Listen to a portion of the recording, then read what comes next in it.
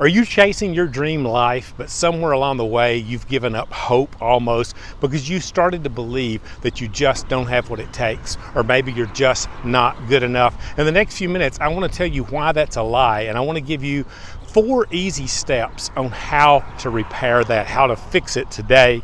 And we're going to look at what Dr. Joe Dispenza says about this and what Jesus himself was saying about this over 2,000 years ago. I'm Jim Yaw, and I've been helping people for over 30 years find their unlimited potential, live their best life by aligning their mind and their spirit, neuroscience and spirituality. And today, I want to help you get past those limiting beliefs of thinking you're not good enough to do the thing you're destined to do. You wouldn't desire it, you wouldn't want it if you aren't good enough to do it. Now, how does this work? First of all, a quick personal story about how I've struggled with this in my own life. I coach people just like you right here on YouTube all the time. And in my own life, I find myself with some of my bigger dreams feeling like there are 2 things wrong with me.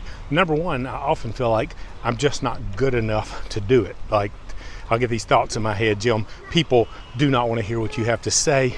You're too old, you're too out of touch, you're this, you're that. I hear these crazy voices in my head, and I know it's not true at my core, but it gets in there. And then the second way that I also feel like I'm not good enough, I'm kind of like Wayne's World. We're not worthy. I feel not worthy. And that's because I grew up in the church world where I was taught I was not worthy. I was an evangelical pastor for over 30 years. For those of you that watch the channel regularly, you know about how I left that behind. My mind open to a bigger picture of spirituality and God and the universe and what that source might actually be and what it might be all about. But I'd be willing to bet you that you have some things in your mind that keeps telling you why you can't do the thing you desire to do. Whether it's you're not worthy, you're not talented enough, you're not good enough, you're not pretty enough, you're not young enough, you're not smart enough, whatever it might be for you, I bet you anything you struggle with some of those same thoughts. And you know why? I know that because we all do. It's human to do that. And here's what Dr. Joe Dispenza says about this. He says most of us live our life in a loop. Most of us live every single day just like the last day. We take a picture of that day and we place it on today, and we're going to take that same picture and place it on tomorrow, and we're going to keep living that life. And the reason we do that is because we're stuck in this loop of limiting beliefs. And here's where they come from. What you think drives what you feel, and what you feel drives how you behave, and how you behave drives what you believe. And those 4 things together make up your identity. And to escape that loop, you've got to stop listening to the lies that your mind wants to tell you, like you're not good enough, you're not worthy. So how do you do it? Here's the 4 steps. Number 1, you got to pump the brakes. When those thoughts come, you have to stop. You can't listen to them because they're lies. Now, what we're going to do in the end of this is we're going to find some evidence to prove they're not true. But for right now, just know step 1 is pump the brakes. Stop. Dr. Joe says it this way: where attention goes, energy flows. And what he means by that is whatever you place your attention on, that's where your energy is going to go. It's the way your reticular activating system works in your brain.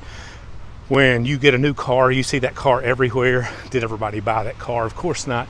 You've just said, hey, this is important. Look at it, brain, and your brain starts finding it. And if those things you're telling your brain in your head are you're not good enough, you're not worthy, guess what? You're going to find that. So number 1, pump the brakes. And when you catch yourself thinking those thoughts you don't want to think, just stop and say, this is not true. This is a lie. Now, step number 2, I want you to dig down. Sorry, it's loud out here, motorcycles today.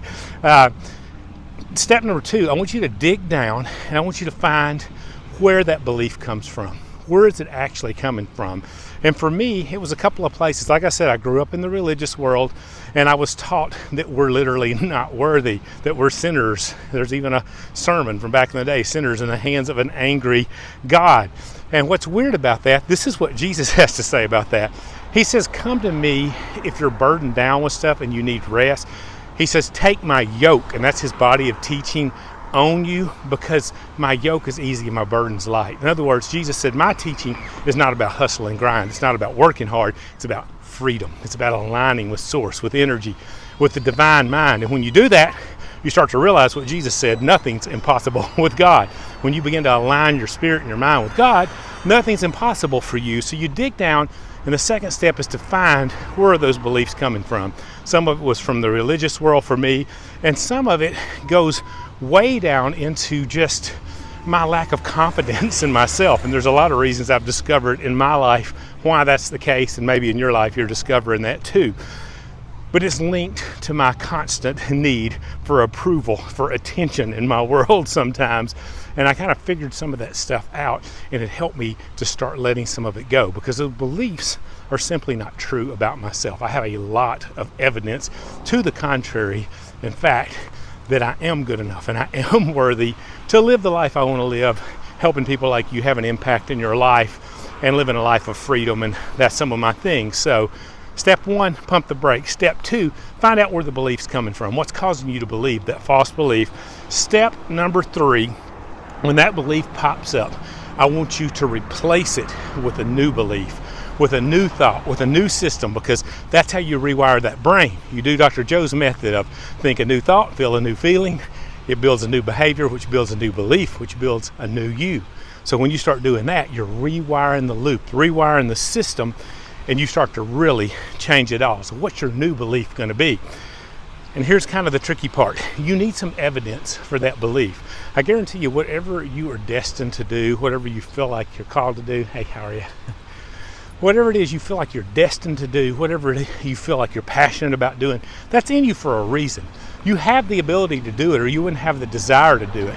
You have what it takes to get it done, or you wouldn't feel that inside of you. So what do you do about it? You start looking for proofs that you've done this in some way before, in some small way, and it can prove to your brain that you are worthy, that you are good enough. And I started looking back to my church days and all the people that would come to me for years and years and years telling me, Jim, I've never heard anybody speak like you. I've never heard anybody communicate as simply as you do. You make me understand things. And all of you great people who comment on the videos here, by the way, if you feel like this video is helping you, it's a great time to give it a like, subscribe to the channel, because I share this stuff all the time right here. But look at that stuff. It's important. Little evidences that I'm good enough.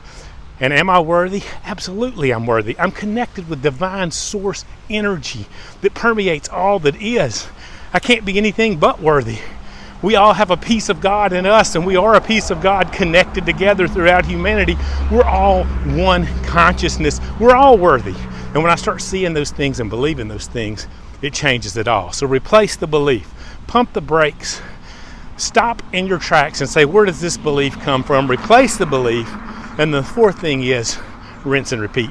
Every single day, you got to start telling yourself new things, new thoughts, because you don't change a mindset in a day or in a week. It's taken me about 3 years, and as you can hear, I'm still struggling with some of mine.